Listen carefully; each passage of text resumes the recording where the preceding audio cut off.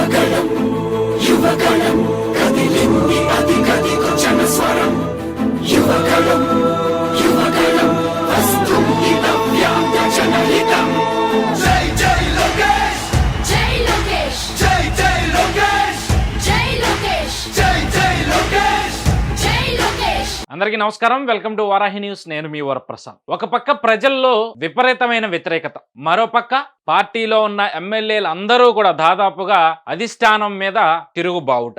ఇవి చాలవన్నట్టు మూలిగే నక్క మీద తాటికాయ పడ్డట్టు ప్రతిపక్షాల పోరాటం, ప్రతిపక్షాల ఎదురుదాడి మనం చూస్తానే ఉన్నాం. వీటికి తోడు ఇప్పుడు యువగళం ముగింపు సభ, నవశకానికి నాంది అంటూ కూడా వైజాగ్ పరిసర ప్రాంతాల్లో విజయనగరం జిల్లాలో భారీ బహిరంగ సభ. ఒక పక్క ఎగిసి పడుతున్న సముద్రపు కెరటాలకి తీరం ఉలిక్కి పడ్డట్టు, మరో పక్క నవశకానికి నాంది అంటూ యువగళం ముగింపు సభకొచ్చిన జన సంద్రోహాన్ని చూసి తాడేపల్లి ప్యాలెస్ ఉలిక్కిపడింది. ఇందులో మనం ప్రధానంగా మాట్లాడుకోవాల్సిన అంశం ఎన్నికల శంఖారావం అంటూ కూడా ఈ సభ ముందు నుంచి కూడా యువగళం 18వ తేదీన ముగిసిన నాటి నుంచి కూడా తెలుగుదేశం శ్రేణులు గాని, జనసేన నాయకులు గాని, జనసేన కార్యకర్తలు గాని చెబుతూ ఉన్న మాట, ఎన్నికలకి శంఖారావం వైజాగ్ నుంచే పూరించబోతా ఉన్నాము యువగళం ముగింపు సభతో అని.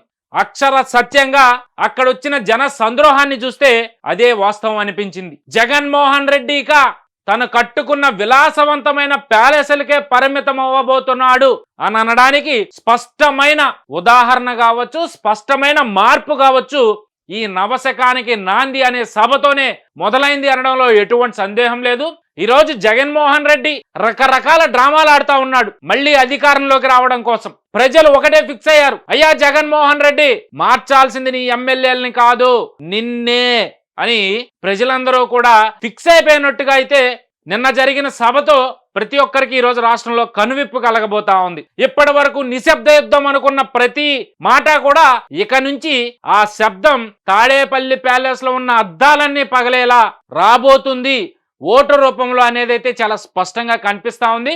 ఏదేమైనప్పటికీ కూడా జగన్మోహన్ రెడ్డి ఊహించని విధంగా యువగళం మొదలైన నాటి నుంచి కూడా ప్రజాస్పందన, దాన్ని ఆపడానికి విశ్వ ప్రయత్నాలు చేశాడు, కేసులు పెట్టాడు, జీవోలు తీసుకొచ్చాడు, తండ్రిని అరెస్ట్ చేశాడు, యువగళం పాదయాత్రను ఆపుచేశాడు. అయినా తెలుగుదేశం శ్రేణుల్లో గాని అలాగే జనసేన కార్యకర్తల్లో గాని ఎక్కడా భయం అనేది కనిపించలేదు. దానికి ఉదాహరణే నిన్న జరిగిన సభ. ఆ సభలో వచ్చిన లక్షలాది మంది జనాన్ని చూసి తాడేపల్లి ప్యాలెసే కాదు, వైసీపీలో ఉన్న 151 మంది ఎమ్మెల్యేలతో పాటు పార్లమెంటు సాక్షిగా ఢిల్లీలో కూర్చుని తప్పుడు కోతలు కూసే ఎంపీల వరకు కూడా, వైసీపీ ఎంపీల వరకు కూడా ఈరోజు గజగజ ఉనికిపోతూ ఉన్న పరిస్థితి. మా భవిష్యత్ ఏంటి, మా రాజకీయ జీవితం ఇక్కడితో ముగిసిపోయినట్టేనా, వైసీపీని నమ్ముకుని జగన్మోహన్ రెడ్డిని నమ్ముకుని నోటికొచ్చినట్టు మాట్లాడాం, చేతికొచ్చింది చేసేసామని చెప్పి ఈరోజు అందరూ కూడా విర్రవీగిన పరిస్థితి వైసీపీ పార్టీలో. కానీ వాళ్ళకి నెత్తికెక్కిన కళ్ళు ఈ రోజుతో మరి నేల మీదకి రాబోతా ఉన్నాయా, ప్రజల్ని వాస్తవ రూపంలో చూడబోతున్నారా అనేది ఇప్పటికీ ప్రశ్నే. ఎందుకంటే గట్టిగా చూస్తే 90 రోజులు ఉంది ఇంకా ఎన్నికలకి, 90 రోజులు కూడా లేదు గట్టిగా. ఎందుకంటే ఫిబ్రవరి 1st వీక్లోనే ఎన్నికల నోటిఫికేషన్ వస్తుంది అనేది అయితే చాలా స్పష్టంగా వినిపిస్తుంది. ఒకవేళ అదే గనక నిజమైతే, అండ్ జగన్మోహన్ రెడ్డి కూడా చెప్పారు 20 రోజుల ముందే నోటిఫికేషన్ వస్తుంది అని. ఒకవేళ అదే కనుక నిజమైతే జగన్మోహన్ రెడ్డి గాని వైసీపీ పార్టీ గాని తాము తీసుకున్న గోతిలో తామే పడ్డట్టుగా ఈ రోజు ఈ 4.5 ఏళ్ల 5 ఏళ్ల పరిపాలనా కాలంలో వాళ్ళు చేసిన ప్రతి తప్పు వాళ్ళకి శాపంగా మారి వాళ్ళ మెడక చుట్టుకుని ఉరితాడులా వేలాడబోతుంది అనడంలో ఎటువంటి సందేహం లేదు. ఫైనల్ గా నేను చెప్పదలుచుకుంది ఏంటి అంటే, యువగళం ముగింపు సభ కాదది, నవశకానికి నాంది అంటూ లోకేష్ గాని, పవన్ కళ్యాణ్ గాని, చంద్రబాబు గాని, ఆ 4 సింహాల్లో 4వ సింహమైన బాలకృష్ణ గాని చెబుతూ వచ్చారు. ఆ సభలు కూడా చాలా స్పష్టంగా చెప్పారు. నిజంగా దాదాపు 2014 తర్వాత చంద్రబాబుని, పవన్ కళ్యాణ్ ఒకే స్టేజ్ మీద ఏ రోజు చూడలేదు మనం. దాదాపు 10 ఏళ్లు పట్టింది మళ్ళీ వాళ్ళిద్దరం ఒకే స్టేజ్ మీద చూడడానికి. మరి వీళ్ళ కలయిక రాష్ట్రం బాగు కోసమే గాని వ్యక్తిగత లాభాల కోసం కాదు అనేది చాలా స్పష్టంగా కనిపిస్తా ఉంది, వాళ్ళ మాటల్లో వినిపిస్తా ఉంది. దీంతో అంటే జగన్మోహన్ రెడ్డి గాని వైసీపీ పార్టీ గాని గుంపులు గుంపులుగా జనాలు వస్తున్నారు, మేము సింహం సింగిల్ గా వస్తుందని చెప్పుకుంటా ఉన్నారే, జగన్మోహన్ రెడ్డి గాని ఆ పేటీఎం బ్యాచ్ గాని బులుగు మీడియా గాని ఒకటే గుర్తు పెట్టుకోవాలి. మనం పురాణాల్లో చూసుకుంటే రాక్షసులందరూ ఒక్కళ్లే పోరాటం చేశారు, వాళ్ళు అనుకున్న వాళ్ళ సైన్యం పోరాటం చేసింది. కానీ ఒక మంచిని గెలిపించాలంటే, ధర్మాన్ని నిలపాలి అంటే ఆ ధర్మానికి మంచికి మరింత మంది తోడవ్వాల్సిన అవసరం ఉంది.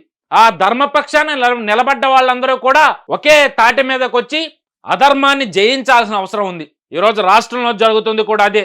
మహాభారతంలో శ్రీకృష్ణుడు అంతటి వాడే ధర్మం వైపు ఉంటూ పాండవుల తరపున పోరాటం చేస్తూ 100 మంది ఉన్న కౌరవుల్ని శిక్షించి ఖండించి వాళ్ళని హతమార్చినప్పుడు మరి ఈరోజు రావణాసురుడి కన్నా లేదంటే 100 మంది కౌరవుల కన్నా దారుణమైన పరిపాలన ఈరోజు రాష్ట్రంలో జరుగుతున్నప్పుడు కృష్ణుడు, అర్జునుడు, రాముడు, భీష్ముడు, ఇక ఆ విష్ణుదేవుని యొక్క అన్ని అవతారాలు ఈరోజు కలిస్తే తప్పేంటి?